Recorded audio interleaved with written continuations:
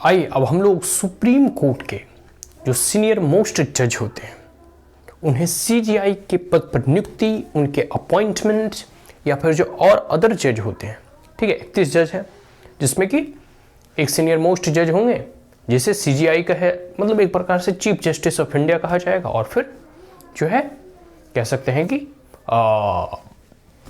Other जो जजेस होंगे वो सीनियरिटी के आधार पर वो चलते हैं। लेकिन सबसे बड़ी चीज़ है उनकी अपॉइंटमेंट और रिलेटेड कंट्रोवर्सी को लेकर, ठीक है, कि उनकी अपॉइंटमेंट किस प्रकार से की जाती है और उससे संबंधित क्या क्या कंट्रोवर्सी है उसके बारे में हम जानने का प्रयास करेंगे, ठीक है। तो जज जो है ना SC appointed by the president, supreme court के जज हैं, उनकी नियुक्ति, उनकी अपॉइंटमेंट जो है वो प्रेसिडेंट के द्वारा, राष्ट्रपति के द्वारा किया जाता है। Is that clear? तो राष्ट्रपति अपने अनुसार से नहीं करते, वो जो भी करते हैं act on the aid on advice of the मतलब गवर्नमेंट। और गवर्नमेंट भी है कि अपने अनुसार से जज को, मतलब एक प्रकार से कह सकते हैं ना कि जैसे आईपीएस या आईएएस की भर्ती निकलती है उस प्रकार से नहीं होती, ठीक है।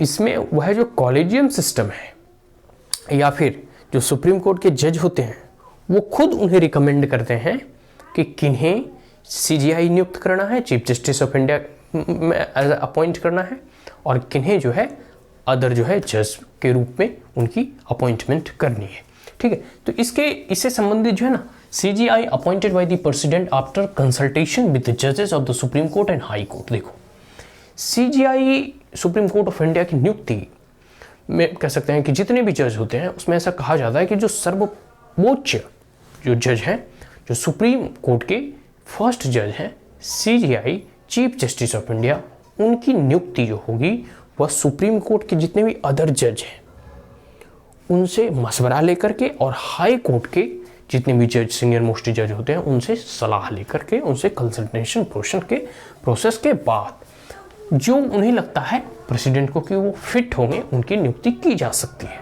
ठीक है।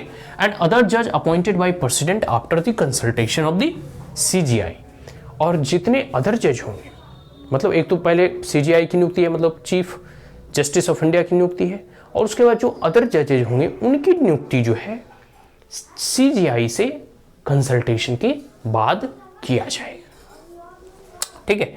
ये तो कह सकते हैं अपॉइंटमेंट ऑफ जजेस का है।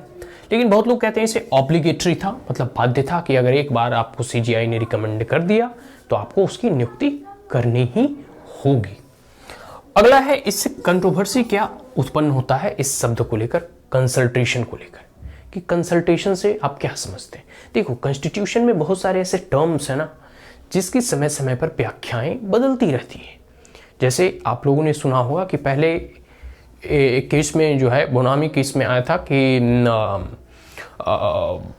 जो भी फंडामेंटल राइट्स है, ठीक है, या फिर प्रीएम्बल है या फिर कॉन्स्टिट्यूशन के ऐसे प्रावधान जिसे बेसिक स्ट्रक्चर कहा जाता है उसमें आप अमेंडमेंट नहीं कर सकते। तो मतलब बहुत सारा के ऐसे कह सकते हैं ना कि कंट्रोवर्सी मतलब होते रहते हैं कि भाई ये मतलब इस चीज़ में नियम बनाना है, इसको अमेंड कर सकती है या नहीं।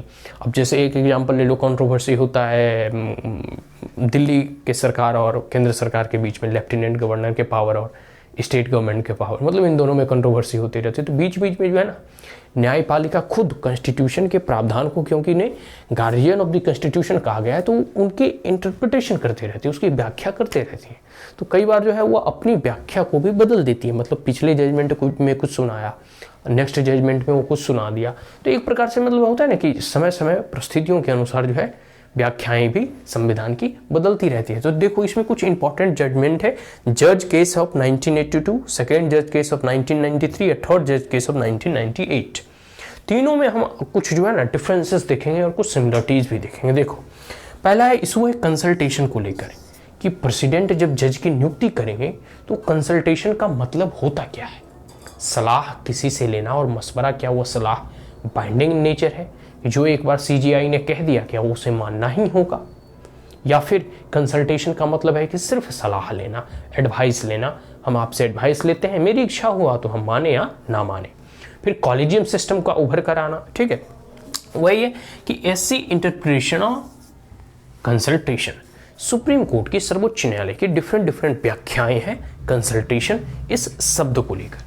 सबसे इंपॉर्टेंट है, पहला है फर्स्ट जज केस है 1982 में एक जजमेंट आया था, जिसका मतलब उन्होंने कहा, मतलब सुप्रीम कोर्ट का जजमेंट है कि कंसल्टेशन मीन्स कंकरेंस, ठीक है, consultation mean concurrence and exchange of views. एक प्रकार से कह सकते हैं कि कंसल्टेशन होता ही यही है कि हम आपसे सलाह लेते हैं कि हमें ये काम करना चाहिए या नहीं, हम आपसे सलाह लेते हैं। होता है ना कि आप लोग भी घर में कई लोगों से आप सलाह लेते हो, जैसे आपको किस चीज़ की तैयारी करनी है, उसके क्या स्कोप है, इससे आप सीनियर अपने जो होते हैं स्कूल्स के उन लोगों से सलाह लेते हो, टीचर से एडवाइस लेते हो।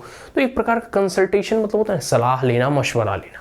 तो वो जो कहती है, मतलब फर्स्ट जजमेंट आया था 1982 में, जिसमें कि कहा जाता है एक्सचेंज ऑफ व्यू और मीन्स कंकरेंस, पहला है। दूसरा आता है सेकेंड जज केस ऑफ 1993 में दूसरा जजमेंट आता है, जिसमें सुप्रीम कोर्ट कहती है कि consultation means concurrence and advice tendered by CJI binding to President. Concurrence होगा, एक्सचेंज ऑफ व्यू होगा, लेकिन जो सीजीआई मतलब चीफ जस्टिस ऑफ इंडिया के जो व्यूज होंगे और उनके द्वारा जो एडवाइस दिया जाएगा प्रेसिडेंट को, वो बाइंडिंग इन नेचर होगा। बाइंडिंग इन नेचर मतलब प्रेसिडेंट बाध्य है उन्हें जो है उनकी नियुक्ति के लिए, जो अदर जजेज होगा उनकी नियुक्ति के लिए, ठीक है। अगर एक बार जो है कह सकते हैं कि सुप्रीम कोर्ट के चीफ जो न्यायाधीश होंगे उनके द्वारा अगर कोई भी उन्हें एडवाइस दिया जाता है अपॉइंटमेंट से रिलेटेड, तब। आगे है CJI tendered advice by consulting to senior जजेस। लेकिन दूसरे जजमेंट में मतलब 1993 में कहा गया है कि सीजीआई जो है वो सिर्फ अपने आप जो है एडवाइस नहीं देंगे, बल्कि उनके साथ जो दो सीनियर मोस्ट जज होंगे उनकी भी कंसल्टेशन मानेंगे।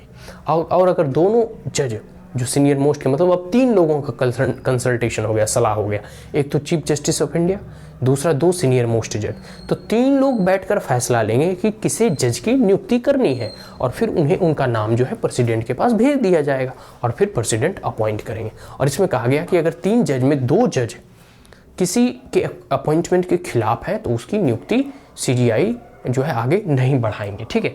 तीसरा जजमेंट आता है, थर्ड केस आता है, ठीक है, 1998 में थर्ड जज केस आता है कि consultation of CGI and consultation में देखो एक होता है कि पुलरलिटी यहाँ बना है, पुलरल से पुलरलिटी बना है कि मतलब बहुमत का मत। देखो कंसल्टेशन का मतलब ये नहीं होता है कि सिर्फ आप सीजीआई से सलाह लें, नहीं, मतलब सीजीआई के साथ साथ जो सीनियर मोस्ट जज होते हैं उनका भी मशवरा मानना चाहिए। जैसे देखो sole opinion of the CJI, मतलब एक व्यक्ति का ओपिनियन, सोल मतलब सिंगल व्यक्ति का ओपिनियन, जो सिंगल व्यक्ति होंगे CGI chief justice of India, उनके बातों को एज एडवाइस के तौर पे तब तक नहीं लिया जाएगा जब तक कि अदर जो सीनियर मोस्ट जज हैं उनसे सीजीआई ने मशवरा किया हो, ठीक है। Does not constitute consultation process, consult collegium, जो कोलिजियम की कॉन्सेप्ट यहीं से निकलती है, ठीक है। And not binding to government if not comply with the norms, कहने का मतलब है कि कॉलेजियम सिस्टम जिसमें कि सुप्रीम कोर्ट के जितने भी न्यायाधीश होते हैं खुद से सरकार को एक प्रकार से कह सकते हैं कि एडवाइस देते हैं कि इन लोगों को आप जज के तरफ पर नियुक्त करें। इस पर कॉलेजियम सिस्टम को बहुत लोग करप्ट भी मानते हैं कि एक अच्छी प्रैक्टिसेस नहीं है, जिसमें कि लोग अपने रिलेटिव्स को ही अधिक प्रेफरेंस देते हैं, एक प्रकार से कह सकते हैं कि अपने चाहने वाले को। तो हालांकि चाहे जो भी रहे, लेकिन अभी यही प्रणाली चल रही है कॉलेजियम सिस्टम की। तो इसमें कहा जाता है कि प्लुरलिटी जजेस, मतलब कहने का मतलब है कि सिर्फ सोल जो होंगे चीफ जस्टिस ऑफ इंडिया, उनका ही मत, उनका सलाह मान्य नहीं होगा, उनके साथ साथ अदर जो सीनियर मोस्ट जज हैं उनके सलाह के द्वारा लिए गए फैसले मान्य होगा। ऐसा हो सकता है कि सीजीआई अपने कुछ लोगों को भर्ती कर दे, या मतलब अपने कुछ निजी, कुछ अपने चाहने वाले की जो है नियुक्ति कर दे, इसलिए ऐसा प्रावधान किया गया है, ठीक है।